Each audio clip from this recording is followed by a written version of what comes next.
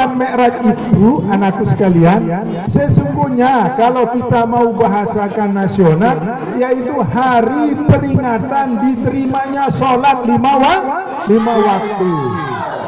Sebab sebelum itu tidak ada sholat lima waktu. Tapi prosesnya juga sangat berat, berat.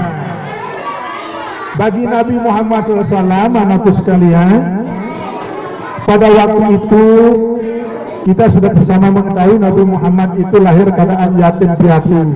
Kemudian diasuh oleh pamannya Abdul Muttalib.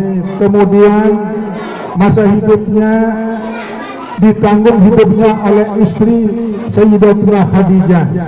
Pada waktu itu ujian yang sangat berat yang diderita oleh baginda adalah dua penopang kehidupan beliau, yaitu istrinya Khadijah dan pamannya Abdul Muttalib meninggal dunia, anakku sekalian. Karena Nabi Muhammad itu, anakku sekalian, kita semua ada yang disebut Habibullah, ada yang disebut julukannya Halilullah. Beliau itu kekasih Allah, kesayangan Allah. Maka biasanya kalau orang yang sangat disayangi itu ketika merasa sedih, ketika masa susah, maka hendaknya diberikan hiburan. Bagi kita, anakku sekalian, lamun kita saja ya. Maaf, tidak sulit kepada anak-anak rupanya. Jadi Bapak Ibu dan Saudara sekalian, kita bisa bayangkan, jadi dua penopang hidup baginda Rasulullah SAW itu meninggal dunia, maka Rasulullah sepertinya putus dalam kehidupannya. Siapa yang membela kita ketika berjuang untuk agamanya? Sayyidatuna Khadijah, harta bendanya semua diserahkan, kebunnya semua diserahkan, intan, emas, permata semua untuk keagamaan. Pada waktu itu yang memedali untuk berjuang ke jalan Allah, Tuhan yang Maha Kuasa, meninggal dunia. Maka Allah Maha mengetahui. Ketika Allah Maha mengetahui kesedihan hambanya, kekasihnya, maka Allah memberikan hiburan dengan apa yang tertulis di dalam Al-Quran. Subhanalladzi asra bi'abdihi lailan minal masjidil haram ilal masjidil aqsa alladzi barakna haulahu linuriyahu min ayatina innahu wasami'ul basir. Ayat ini, saudara, Bapak Ibu guru semuanya, adalah sebagai dasar hukum azas bahwa peristiwa itu memang benar terjadi pada diri Rasulullah SAW, yang mana Allah Maha mengetahui situasi dan kondisi dan gundah gulana yang dirasakan oleh Rasulullah SAW itu Allah Maha mengetahui. Maka Allah memberikan hiburan dengan memperjalankan hambanya dari Masjidil Haram ke Masjidil Aqsa.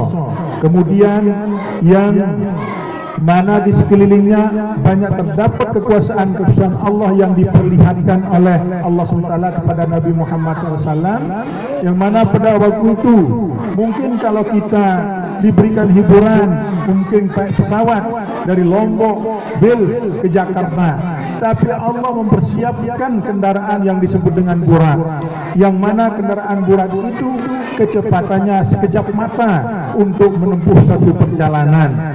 Maka itulah yang dilakukan oleh Rasulullah SAW. Luar biasa kekagumannya melihat segala apa yang ada di alam semesta ini yang disaksikan oleh beliau. Maka hilanglah rasa sedih, hilanglah rasa gundah gulana pada diri Rasulullah setelah melihat semua kekuasaan Allah Subhanahu wa taala. Maka ketika itu pula Allah Subhanahu wa taala memi'rajkan Rasulullah SAW naik ke langit pertama, kedua, ketiga, keempat, kelima, keenam, ketujuh, kemudian ke Sidratul Muntaha, kemudian ke Mustawa, bertemu dengan Allah Subhanahu wa taala. Singkatnya, jadi ketika bertemu dengan Allah Subhanahu wa taala, maka baginda Nabi Muhammad SAW dititipkan, Rasulullah SAW dititipkan sebuah kewajiban untuk umatnya yang semula, saudara sekalian, berjumlah 50 waktu sehari semalam. Bisa kita bayangkan Kalau saja sekat waktu saya tengok sembahyang, mungkin waktu kita duduk ini lebih dari 10 kali sudah kita akan melakukan sholat.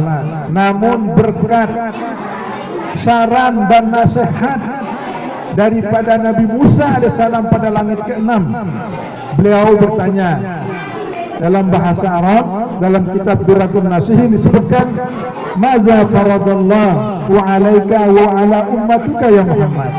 Apa saja yang diberikan sebagai kewajibanmu dan kewajiban umatmu, hai Muhammad. Maka Nabi Muhammad menjawab, "Khamsina salatan kulla yaum." Allah memberikan kepadaku 50 waktu untuk mengerjakan sholat 50 kali sehari semalam. Maka Nabi Musa AS sebagai orang tua daripada baginda Nabi Muhammad SAW, termasuk seberdua, lebih jauh usianya sekian ribu tahun daripada Nabi Muhammad. Maka Nabi Muhammad menghormati, "Irji'i ila rabbiki radiyah."